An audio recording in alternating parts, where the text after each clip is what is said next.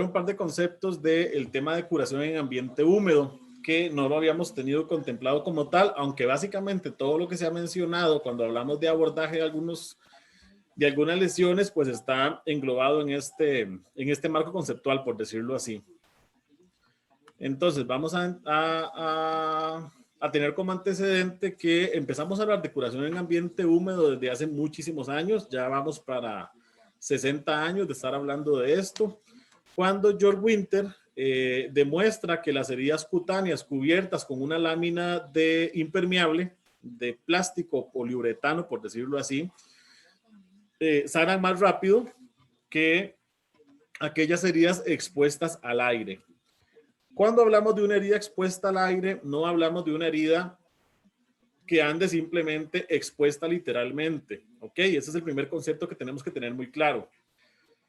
Cuando hablamos de una herida expuesta al aire, es una herida que lo que tiene encima o los apósitos que la cubren son apósitos que no generan un microclima o que no la aíslan térmicamente, digamos, y no generan ese ambiente dentro de la herida diferente al ambiente fuera. O sea, me explico. Una herida que yo le pongo una crema, le pongo un gel, le pongo gasa vaselinada, gasa 4x4 y lo vendo con una venda clean, por ejemplo, aunque yo haya colocado un gel o una crema, no puedo considerar la curación en ambiente húmedo porque la gasa vaselinada, las vendas 4x4 y la venda clean no son elementos que generan variaciones importantes en el hecho de la herida que en el exterior, ¿ok? Entonces, los estudios de Winter lo que dicen es que debemos de generar, no lo decían en esos términos, pero debemos de generar un ambiente diferente en el lecho de la herida que fuera del lecho de la herida. Estos conceptos de los años 60 van a originar lo que conocemos como la revolución de los apósitos, ¿verdad? Y los conceptos de curación en ambiente húmedo. Algunos de los beneficios que se mencionan de este tipo de cambio en la forma de curar, habla de que es más cómodo para la persona que está recibiendo los cuidados, el uso eficaz del recurso, tenemos más efectividad clínica, cerramos las heridas más rápido y finalmente ahorramos costos, ¿verdad? Y justamente al reducir el tiempo de curación y poder espaciar el tiempo entre una curación y otra, ahorra el tema de los costos desde el punto de vista monetario, por decirlo así. Okay, el espaciar el tiempo de curación es muy importante en la mayoría de heridas. Obviamente hay momentos clínicos en las que yo debo ver al paciente todos los días o cada de día por medio. Pero uno de los objetivos que deberíamos de lograr perseguir siempre es espaciar las curaciones. Entre menos toquemos las heridas les va mejor y no estarlas manipulando, porque finalmente la manipulación muchas veces ocasiona daño. Máxime cuando estamos utilizando procedimientos que hoy podríamos considerar dañinos para las heridas. Entonces, en el 62, Georg Winter publica un artículo que se llama Naturaleza del papel de la formación de la costra, o sea, del grano, en la tasa de reepitelización de las heridas superficiales en la piel de los cerdos domésticos jóvenes. Y este artículo básicamente va a ser la puerta de entrada para un gran cambio de paradigma, que es el tema de que necesitamos que las heridas permanezcan húmedas, por decirlo así. Ese trabajo se inició con lo que conocemos con la revolución de los apósitos modernos y promover la curación de promover la cicatrización de la herida en un ambiente húmedo. ¿Qué evidencias o qué grados de evidencia o qué recomendación tenemos? Bueno, con nivel de evidencia 1 y grado de recomendación A, los productos para curación de lesiones por presión basados en curación en ambiente húmedo tienen mayor efectividad clínica y son más rentables que el tratamiento tradicional. En el caso de la úlcera venosa, pues pasa lo mismo. El tratamiento de úlcera venosa tiene mayor efectividad cuando se asocia curación en ambiente húmedo con la compresión terapéutica. Y los apósitos de espuma que antes se mencionaron, pues tienen mayor efectividad en la absorción del exudado que otras tecnologías. Los productos de curación en ambiente húmedo son más eficaces en la reducción del tiempo invertido por paciente y por úlcera. O sea, duramos menos el personal de enfermería haciendo el cuidado cuando utilizamos curación en ambiente húmedo, y eso también repercute en liberar espacios para hacer otros cuidados y liberar al final también costo en ese costo que tiene que ver con el tiempo de enfermería haciendo los cuidados. Podríamos decir que hay una excepción a la regla, que son las úlceras arteriales, en donde no se recomienda la curación en ambiente húmedo. En una úlcera arterial que no ha sido revascularizada, realmente no se recomienda la humedad, y es cuestionable si en ese tipo de úlceras la tecnología o la curación en ambiente húmedo es lo adecuado. Hay muchos documentos que hablan de esto. Entonces, una definición de curación en ambiente húmedo es básicamente una técnica de curación basada en mantener a la herida aislada del medio ambiente, lo que promueve que el exudado esté en contacto con ella de una manera adecuada, sin excesos, pero tampoco que haya una desecación del lecho de la herida. Permite el contacto, el correcto funcionamiento enzimático del lecho de la herida. En la primera clase, el doctor Zapata, que bueno, ayer les comenté que antier, el doctor Zapata, les puse a algunos que están en el grupo, tuvo un quebranto importante de salud, y aprovecho este momento, un paréntesis para que le mandemos las mejores de las vibras, porque el doctor Zapata fue ingresado al hospital de León, Guanajuato, donde vive en estado crítico por COVID. Fue intubado y hasta el momento, 48 casi horas después, igual nos siguen reportando que su condición es crítica. Entonces, ahí para que le mandemos las buenas vibras. La curación en ambiente húmedo ofrece un enfoque global para la eliminación de obstáculos que estimulan el proceso de cicatrización. Ese es básicamente nuestro fin último. Si recordamos lo que hemos hablado durante el simposio, la cicatrización es básica para poder entender y tomar decisiones terapéuticas. Es importante tener ese proceso claro, porque nuestro objetivo es identificar cuáles son los obstáculos para que ese proceso se desarrolle de la mejor manera que se nos pueden estar presentando en el paciente. Entonces, el objetivo terapéutico de la curación en ambiente húmedo es la resolución de la herida, ¿ok? Teniendo en cuenta que hay heridas que por algunas otras situaciones son complejas y algunas podríamos estar haciendo simplemente cuidados paliativos. Tener un microclima, un medio semi-oclusivo que me genere en el interior de la herida un microclima. Mantener un pH levemente ácido en el lecho de la herida. De esto se habla bastante en algunos estudios, porque el pH ácido inhibe el crecimiento y la multiplicación de bacterias. Por lo tanto, va a ser un agente protector para la infección o la colonización crítica. Mantener una temperatura fisiológica. Eso es muy importante, y esto nos lo habla mucho el Instituto de Heridas de Chile, liderado por doña Isabel Aburto. Muchos de sus guías hablan de esto y habla de cómo reducir la temperatura al lecho de la herida durante la curación es perjudicial para la herida.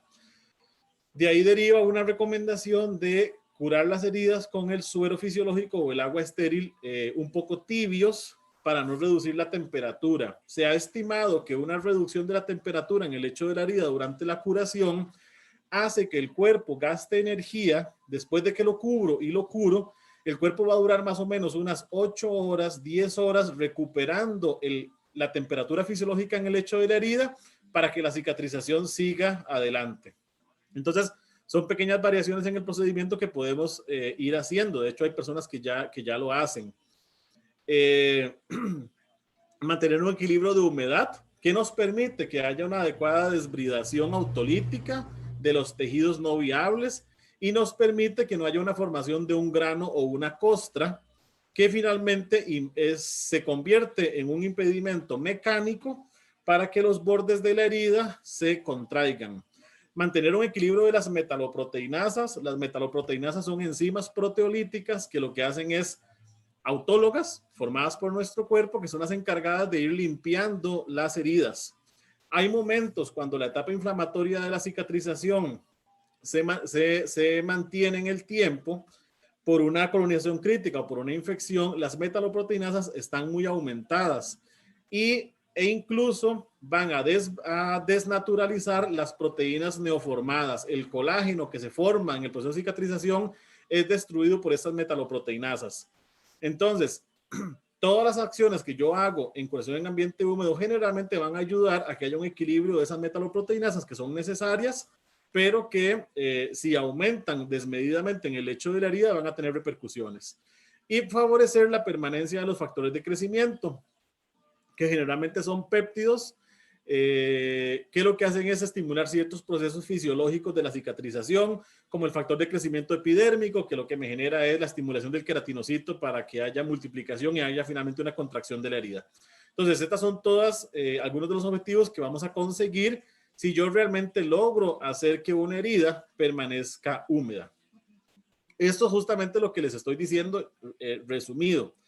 Lo voy a pasar porque quiero hacer referencia a otro detalle en estos minutos que nos quedan.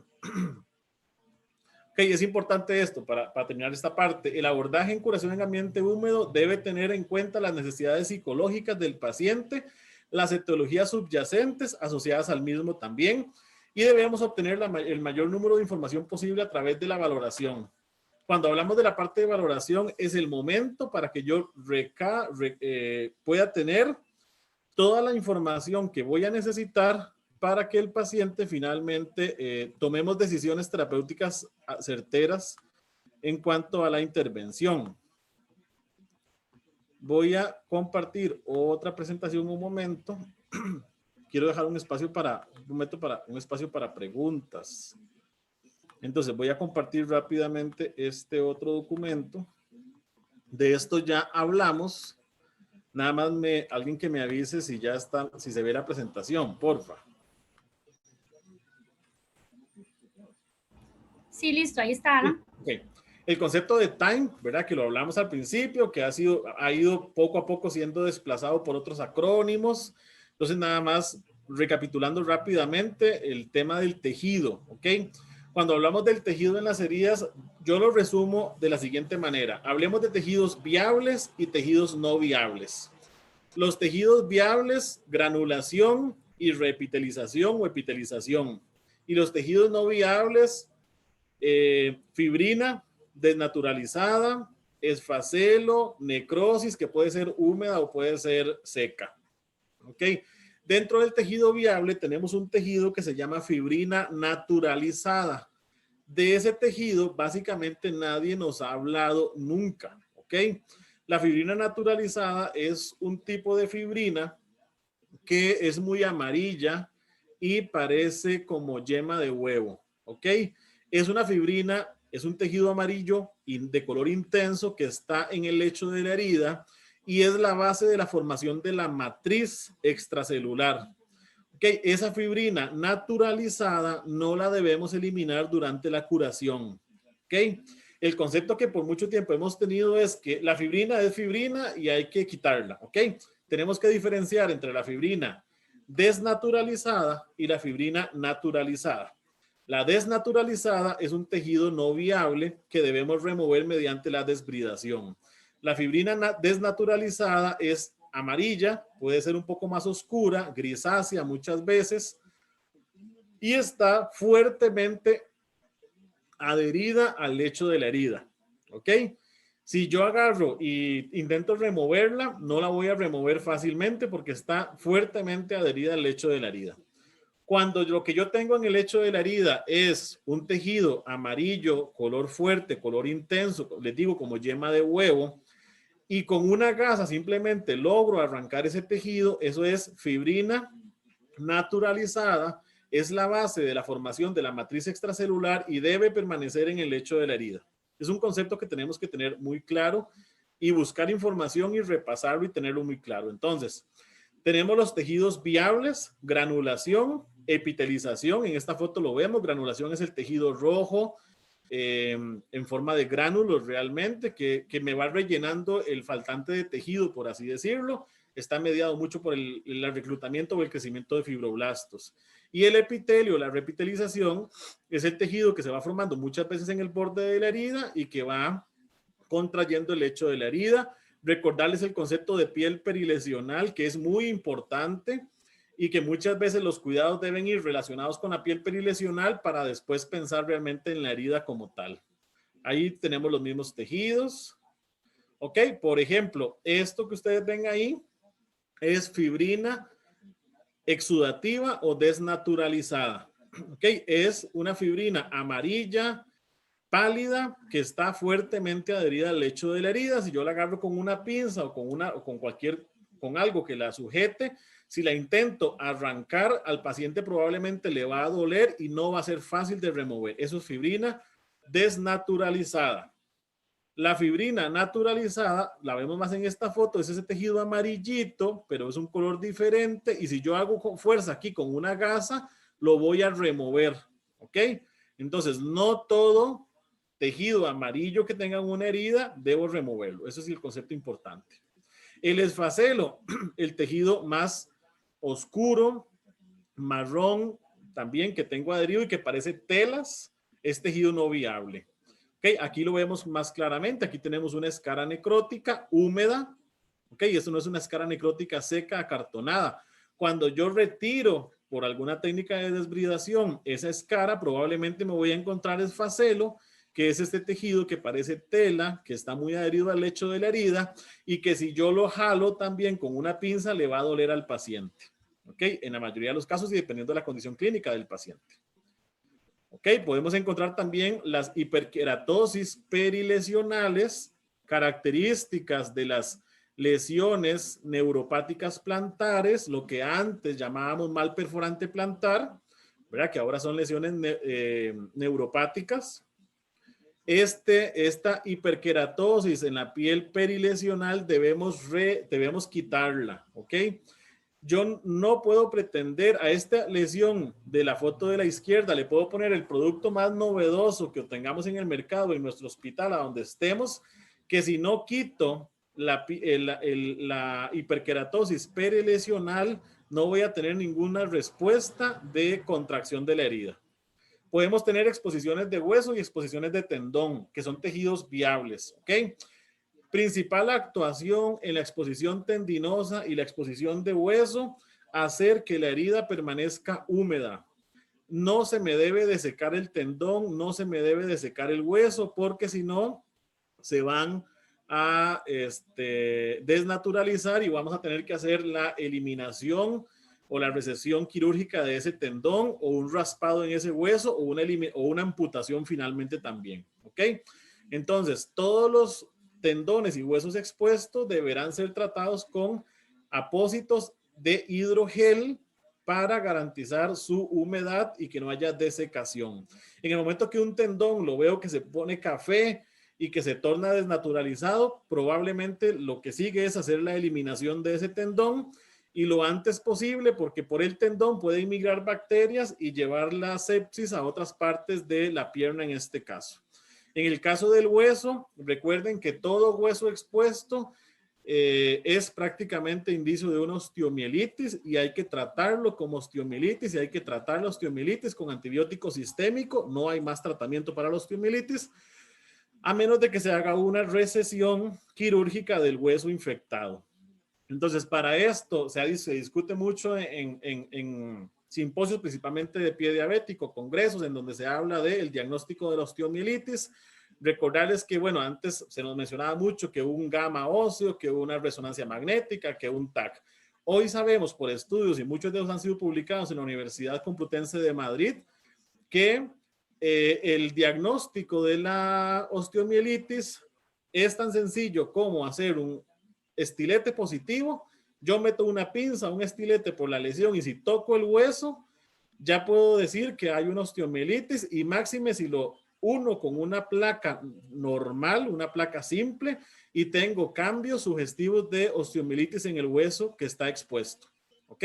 Eso es suficiente para decirle al médico, doctor, este paciente tiene una osteomielitis y debe tratarse la osteomielitis con antibiótico sistémico. Si no se trata la osteomielitis, la lesión va a tender a cerrarse, pero siempre va a quedar un proceso de fistulización al hueso para que haya esa salida siempre de exudado de la estructura ósea que está infectada y que está o que estuvo expuesta.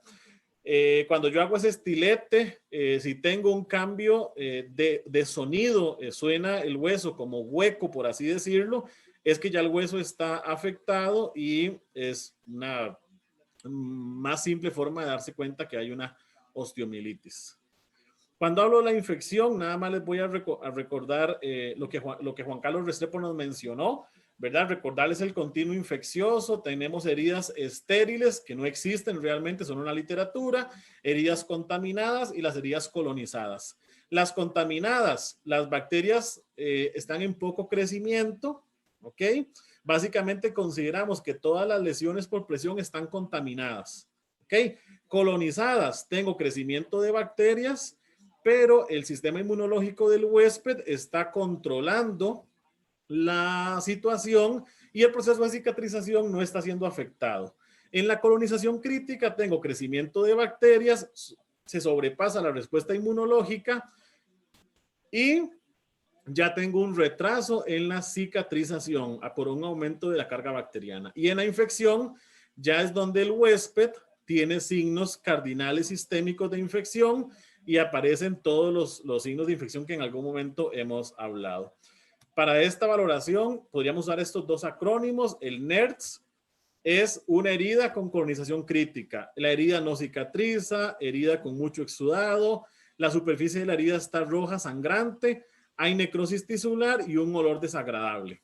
Eso podríamos considerarlo una colonización crítica. La infección, tengo un aumento de tamaño de la herida, un aumento en la temperatura específicamente de la piel perilesional, tengo hueso expuesto, puedo tener nuevas lesiones alrededor de la herida principal. Estas lesiones se llaman lesiones satelitales. Hay un aumento del exudado, edema, eritema y un mal olor. ¿Ok? El tema de los biofilm bacterianos, que creo que en algún momento también se mencionaron. Los biofilm son comunidades de microbios, de bacterias, virus, hongos, que viven sobre las heridas, las cronifican, por así decirlo, y no responden a los antibióticos sistémicos, no responden a los antibióticos tópicos. ¿Okay? Ese es un tema muy importante. Busquen información. Hay videos de congresos que hablan del biofilm para que entiendan el concepto. Muchos de los pacientes que atendemos los vemos así y esos son biofilm bacterianos. No es una infección como tal, pero es la presencia de una comunidad inmensa de bacterias que viven a expensas de la herida, que básicamente no le están causando ninguna respuesta fisiológica al huésped, pero que de antemano la herida no se va a curar si no quito el biofilm o no trato el biofilm. Y la forma de tratar el biofilm es básicamente la eliminación por medio de debridación o el curetaje de todo el biofilm y la aplicación de apósitos antimicrobianos. El antibiótico sistémico acá no hace absolutamente ningún efecto. Podría que la herida mejore un par de días y vuelve a empeorar o vuelve a formarse el biofilm casi que inmediatamente. En control del exudado, la máxima es: las heridas secas les aporto humedad, las heridas que están muy exudativas les controlo la humedad por medio de apósitos absorbentes, presión negativa, incluso puede ser, pero esa es la máxima, es tener un ambiente húmedo adecuado para la cicatrización. Y la estimulación de los bordes tendrá que ver con estrategias terapéuticas como en el caso de la lesión por presión, eliminar la presión, eso ya es una mejoría para el borde. En el caso de la úlcera venosa, la compresión terapéutica y demás. Y ya para hacer un cierre casi que inmediato, podríamos optar por los injertos cutáneos y los colgajos cutáneos, que va a ser básicamente un cierre ya absoluto. Ok, 5 minutos me detengo en esta parte. Yo les comentaba el primer día que nos reunimos de que teníamos un reto de modernizar un poco la forma de tratar o la forma esa de hacer la curación que pues todos aprendimos cuando fuimos formados. Entonces, ¿de qué se habla hoy en el mundo? Se habla del arrastre mecánico, ¿ok? Se habla mucho de que debemos de hacer las limpiezas con mucha suavidad y que no debemos ser rudos, por decirlo así, a la hora de hacer la curación. Entonces, el arrastre mecánico es lo que se nos recomienda hacer y es la forma de actuar correcta. Una técnica de lavado y limpieza usando agua estéril o solución fisiológica. Hay en el mercado ya otras soluciones que se pueden utilizar. Realizada con suavidad. ¿Para qué? Eso tiene un objetivo. Es proteger las células recién formadas.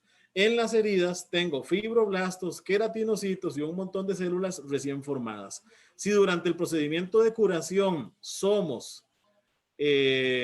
básicamente agresivos con la herida, ok, ser agresivo con la herida es tomar una pinza con una torunda e introducir en la lesión por presión y hacer esto con agua, con jabón y después secar. Eso es ser agresivo, ok. La torunda como tal de la gasa del textil va a lesionar el lecho de la herida y muchas veces lo que veo salir en la torunda es tejido viable que estoy lesionando durante la curación.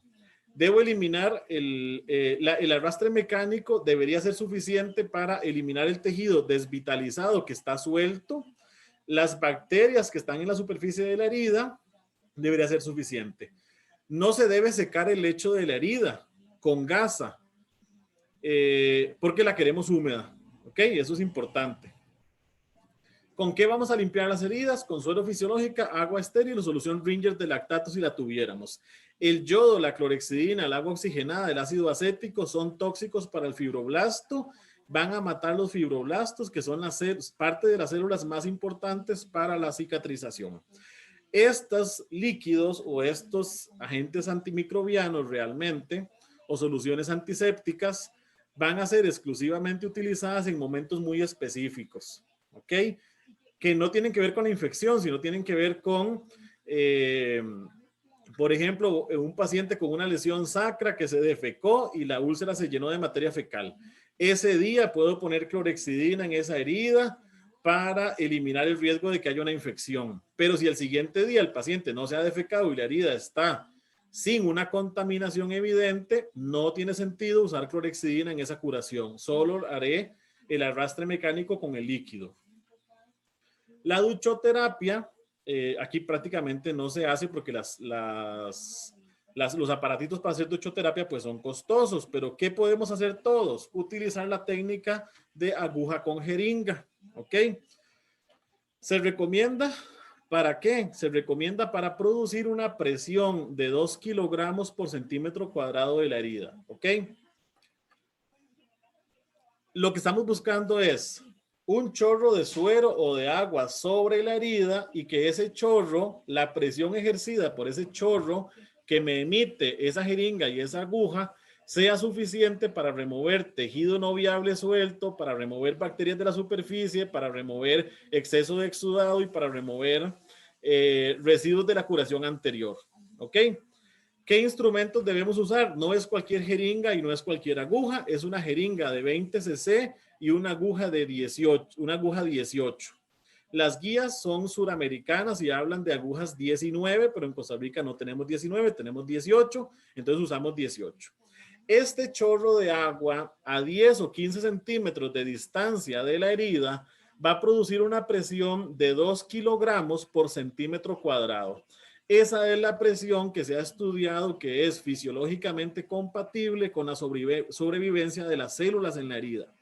Presiones ejercidas a más de eso me van a matar fibroblastos y me van a matar otras células de la cicatrización y me van a causar daño en la herida. Entonces, nuestro equipo de curación hoy por hoy podría sustituir fácilmente las pinzas, podría sustituir fácilmente los equipos convencionales por simplemente una jeringa y una aguja, manos enguantadas con guante estéril.